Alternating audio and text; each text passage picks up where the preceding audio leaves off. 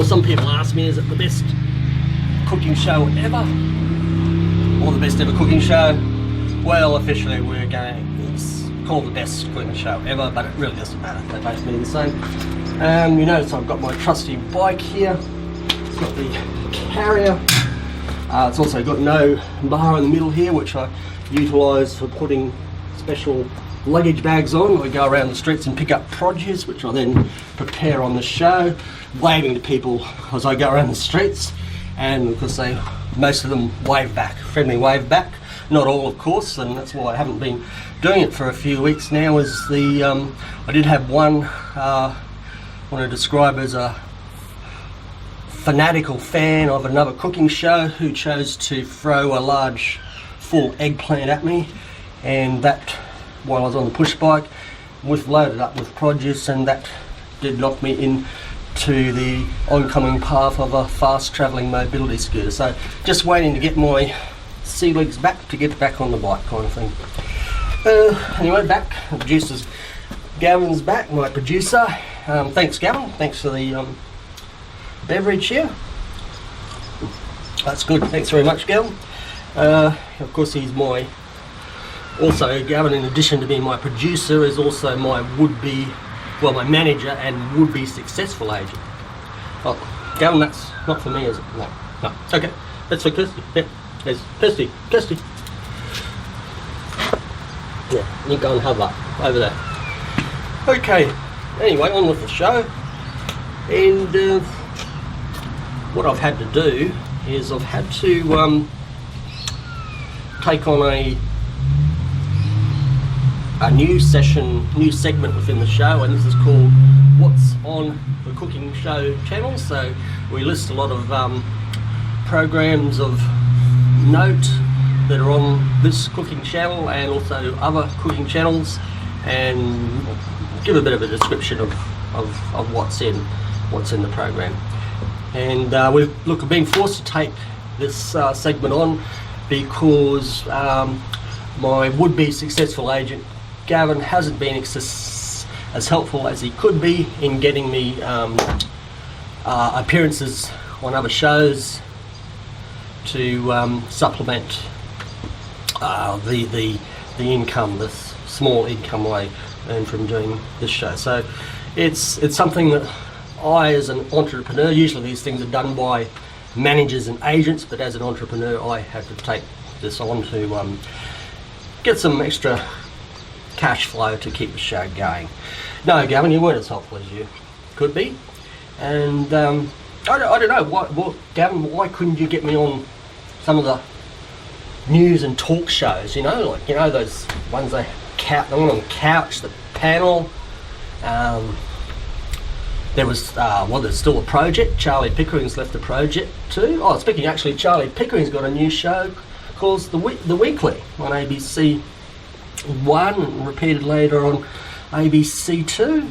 And why couldn't you get me on that? Actually, I saw the first episode of The Weekly, and Charlie had his celebrity guest was Sam Neill, who was very generous. Sam actually brought humour along himself. Charlie didn't even have to coax it out of him. And he's a very, very generous man, Sam. An interesting chat he had with Charlie. And I saw in week number 2 he had the very talented and beautiful Caitlin Stacey on, the homegrown talent, homegrown Australian talent, who's in Hollywood movies, and she's in that long-running series called Rain. No, Gavin, it's REIGN. It's about Mary Queen of Scots, and it's not like Singing in the Rain. No. Yes, well, there is that other form. Yes, there is the rain's on a horse, raining in something that's I like to rein you in sometimes, Gavin. But no, we're not going to go further into that. Look, we can't spend. There's time is enough of an essence on the show now with this new segment. I can't sort of go into classes on the complexity of the English language. So no, it wouldn't be as helpful as it could, Gavin. And well, anyway, he getting back to Harry Pickering and the weekly, the second show, and he's got Kate and Stacey on there, and he's got on with her, and she didn't give him nothing. She didn't give him nothing. You know, there's not one humorous word that she come out with. I mean, even Charlie, you can see even Charlie sort of, you know, even slow bowling the gags, you know, nice little pop-up ones that she could have hit anywhere, all over the park. And all she did was basically angle the bat, hit the joke ball straight into the ground. And I mean, you could see Charlie's face after a few minutes of this. He's thinking, why couldn't I get sort of Jennifer Saunders or get Stephen Fry on the program? And then you could see him resign to reality that until he builds the profile up of the show, he's probably not going to get Jennifer Saunders or Stephen Fry or like on the show. But then you see his face. You know, his face. Look, I'm sure his face was thinking there, Gavin. He's thinking, why couldn't they gotten on for the show Collie from the best cooking show ever? And that's your job. Your job this week, Gavin, is to contact Harry or Harry's people and talk about getting on the show. Well, look, they probably didn't ring. They probably didn't ring because they think, well, look, it's the best cooking show ever. I've got legions of loyal fans, and Charlie probably thinks, well, I'm busy out there doing, you know, appearances all over the place. But well, I mean, you know, as you would know, Gavin, that's not really the case. So yeah, give Charlie a ring and see if he wants to have me on the program. Okay, so anyway, look, running out of time, so we better get through. We've got to get through all this segment on the cooking. What's on the cooking channels? And it's all down here for me as a Gavin. Okay. Well, on that one.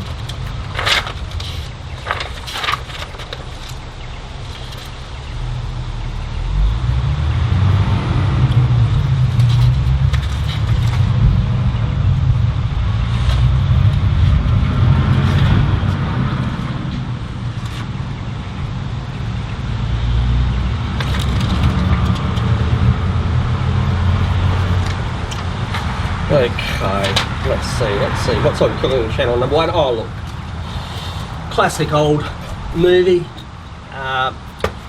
with the wonderful Peter Nut Ustinov, and that's, you know, Who's Killing the Great Chefs of Europe. Always worth it. Even, you know, worth a watch if you haven't seen it for a few years.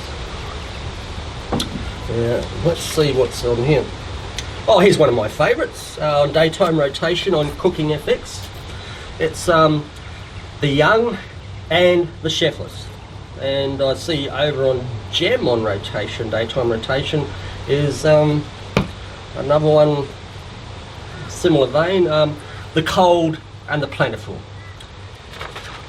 Oh, look what's on cooking channel number 3, prime time, Tuesday nights, 8:30. The Bondi Chef. Oh, and I mean, Bondi, of course, been one of the most iconic beachside locations in Australia, and of course used as a backdrop to two other very successful franchises on Australian TV. They're not cooking shows, of course, but I'm talking about those two, and I'm sure you all know them. You know, using the iconic Bondi beach and shores, and you know, alfresco dining as the backdrop. And that's the of course I'm talking about probably the most popular of the two, of course, is the Bondi Bicycle Repairman. And of course, well, I myself know from getting sort of hit by eggplants from fanatical fans of other cooking shows that it's always handy to have a bicycle repairman handy on the spot, and that's basically what the show's about. You know, people going around Bondi and push bikes, and of course Bondi, you know, having, well, there's lots of high profile, you know, celebrity sports people there, you know, who are all bulked up and muscled up, you know, so, you know, if you run into one of those, of course you'll need repairs on your bike. There's alfresco dining on alfresco dining, so there's all, you know, sorts of times when, you know, people will will need a Bondi bicycle repairman to come out, you know, get on their mobile phone, download an app, Bondi Bondi bicycle repairman comes out in his van. He's even got bikes he brings out to get you going, you know, like courtesy bikes. So when he needs to can't repair your bike on the spot, he can give you one of his courtesy bikes, and after you give him a somewhat of a surety that you won't abscond. But yeah, it's all good stuff. And of course the other successful franchise I'm talking about, and you're probably all familiar with, is of course the Bondi jewellery repairman.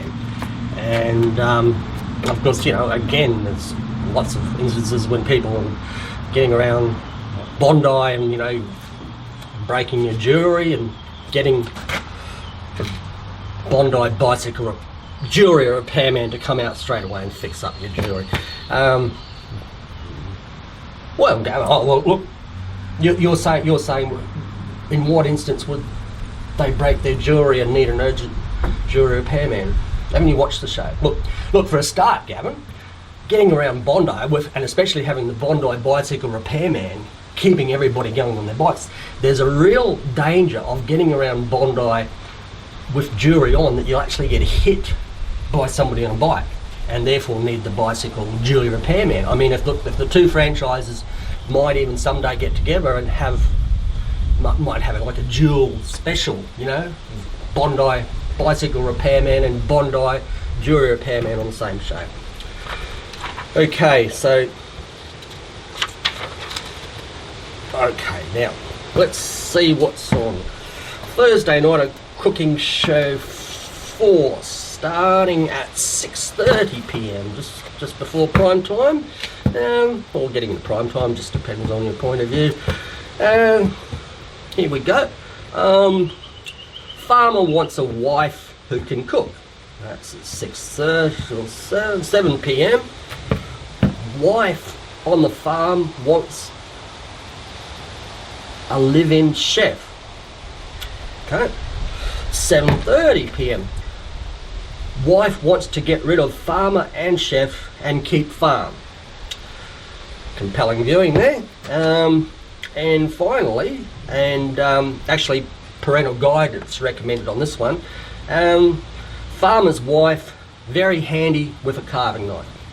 Don't know what that's about, but I wouldn't be dressing up as a mouse and getting around on that farm, I tell you that.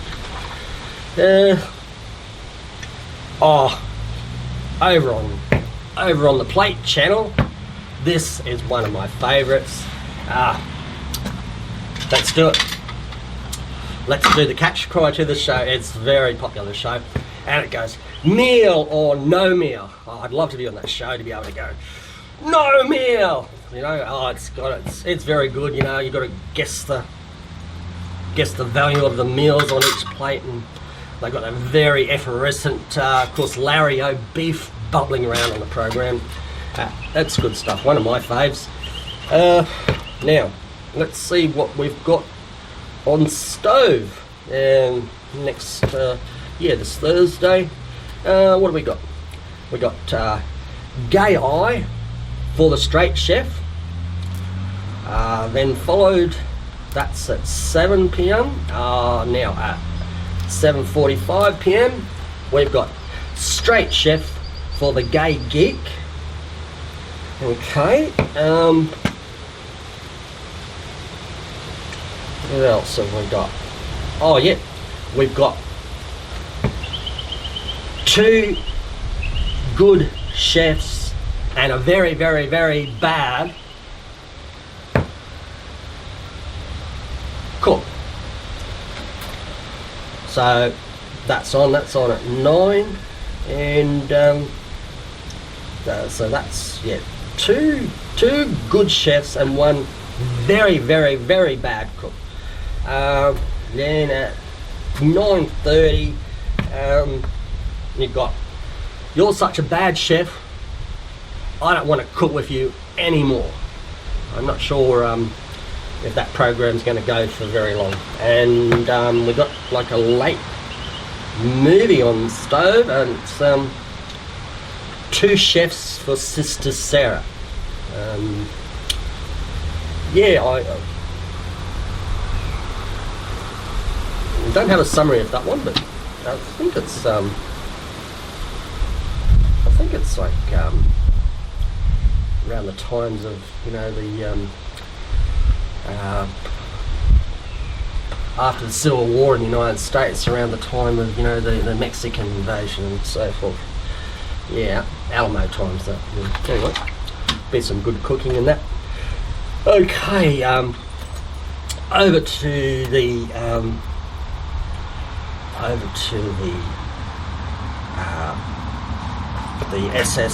SBS cooking channel for the foreign film of the night. It's starting at 12 p.m.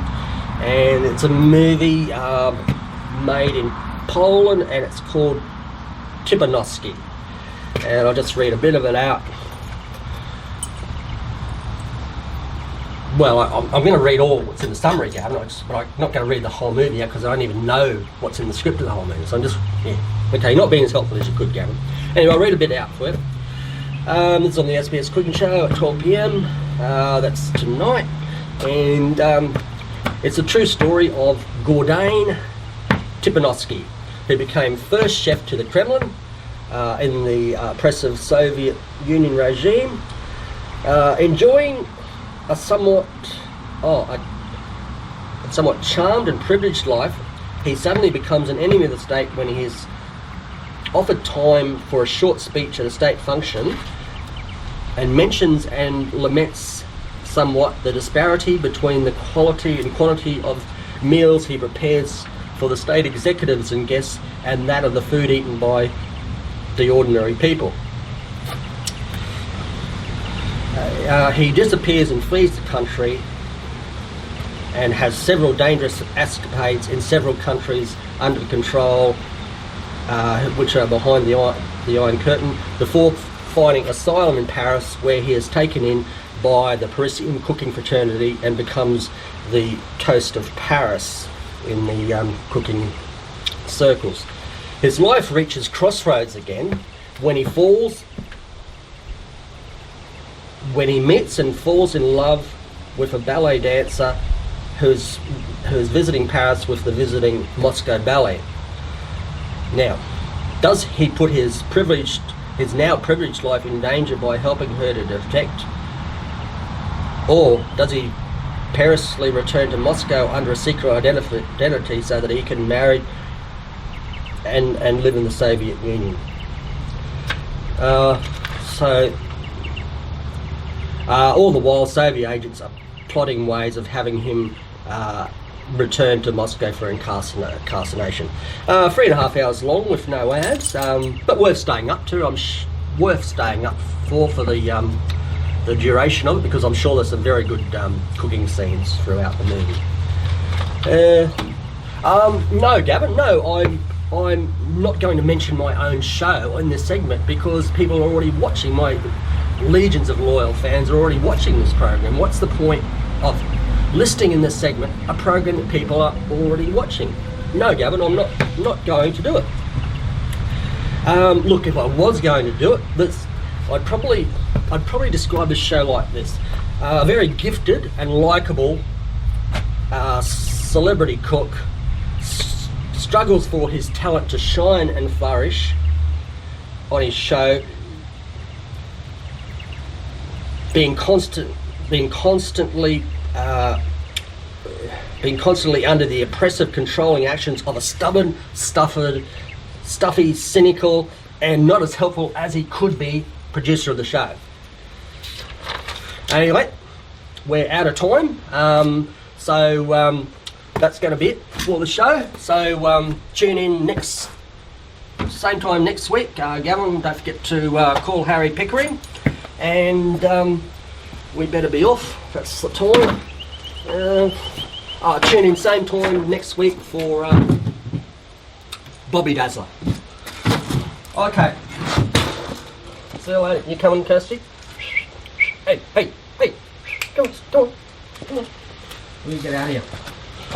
And look, I've stopped wearing a helmet just recently because I think it makes me less of a target for people throwing eggplants at me. Okay, let's go.